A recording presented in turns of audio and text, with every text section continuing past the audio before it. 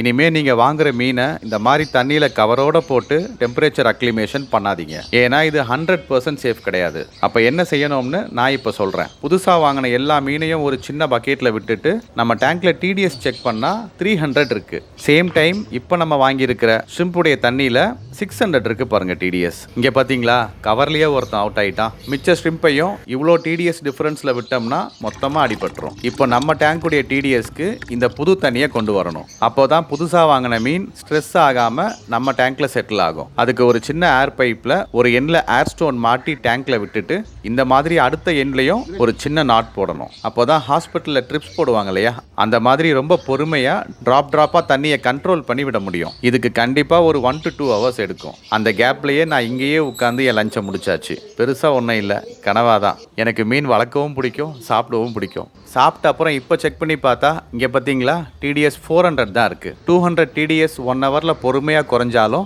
Shrimp and snail ரொம்பவே ஆக்டிவாக இருக்குல்ல. அடுத்த ஒரு 30 மினிட்ஸ் கழிச்சு TDS பார்த்தீங்களா 360க்கு கொண்டு வந்தாச்சு. இதை பார்க்க கம்பல்சரி TDS மீட்டர் வாங்க வேண்டாம், டிராப் அக்ளிமேஷன் பண்ணாலே போதும். நெக்ஸ்ட் அந்த தண்ணியை கீழே ஊற்றிட்டு நம்ம புது மீனை மட்டும் தொட்டியில் விட்டாச்சுன்னா எந்த ஸ்ட்ரெஸ்ஸுமே இல்லாமல் எல்லாம் ஆக்டிவாக செட்டில் ஆகும். நெக்ஸ்ட் டைம் நீங்கள் வாங்குற புது மீனுக்கும் இந்த மெத்தட் ட்ரை பண்ணுங்க, கண்டிப்பாக நல்லாயிருக்கும். தேங்க்ஸ் ஃபார் வாட்சிங்.